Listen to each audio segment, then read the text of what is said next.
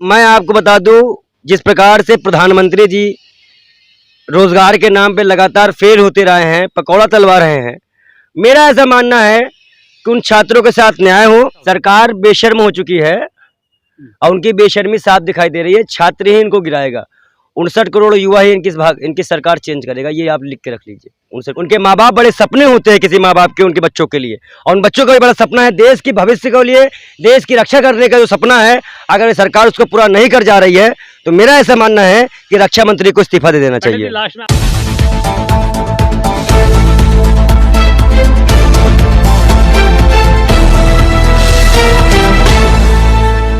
नमस्कार लो जी, हम फिर से आगे हैं। आज हमारे साथ है पंडित विजय कुमार शर्मा, एसएससी जीडी 2018 के जो क्वालिफाइड छात्र हैं। पिछले 4 साल से अलग अलग जगह पे अपना प्रोटेस्ट कर रहे हैं, धरना प्रदर्शन कर रहे हैं, लेकिन सरकार उनकी बातें नहीं मानती है। जब भी दिल्ली में आते हैं लाठीचार्ज किया जाता है और उनको भगा दिया जाता है। अब वही छात्र पिछले 70 दिन से नागपुर में आमरण अनशन पे बैठे हुए हैं, अब भी सरकार सुनवाई नहीं करी है। उन्हीं बातों पे बात करने के लिए पंडित जी साथ हैं। पंडित जी, क्या कहना चाहिए जब इस प्रकार का माहौल आता है?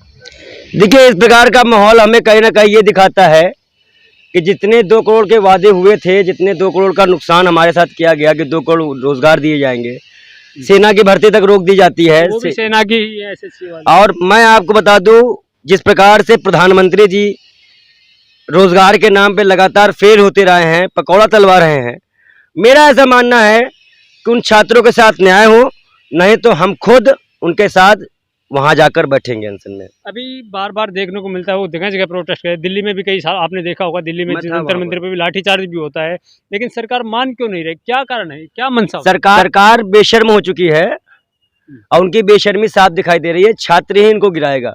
59 करोड़ युवा ही इनकी सरकार चेंज करेगा, ये आप लिख के रख लीजिए। 59 करोड़ युवा। एक तरफ सरकार कह रही है हम सबको रोजगार दे रहे हैं, भर्तियां निकाल रहे हैं, और वहीं सब कुछ क्वालिफाई होते हुए भी ज्वाइनिंग नहीं देना।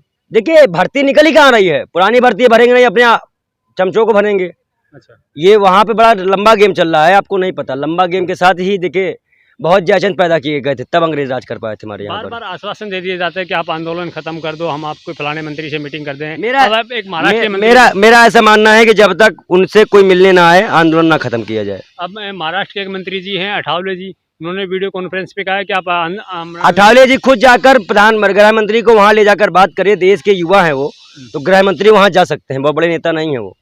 जनता के युवाओं के लिए आपने उनका संघर्ष देखा, उनके संघर्ष को देख के क्या कहेंगे?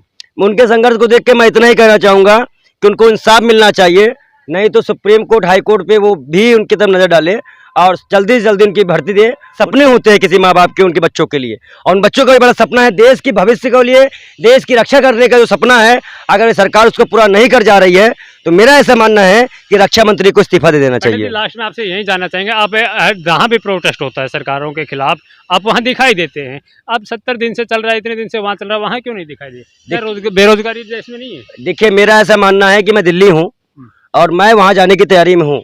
वहाँ मेरी बातचीत चल रही है, मैं 1-2 दिन में वहाँ पहुँच के उनका समर्थन करने के लिए जा पहुँच रहा हूँ। अगर सरकार नहीं मानती तो आप लोगों की उनके साथ मिलकर क्या रणनीति रहेगी? भाई, मेरी रणनीति यही है कि जब तक सरकार नहीं मानेगी हमारा अनशन जारी रहेगा।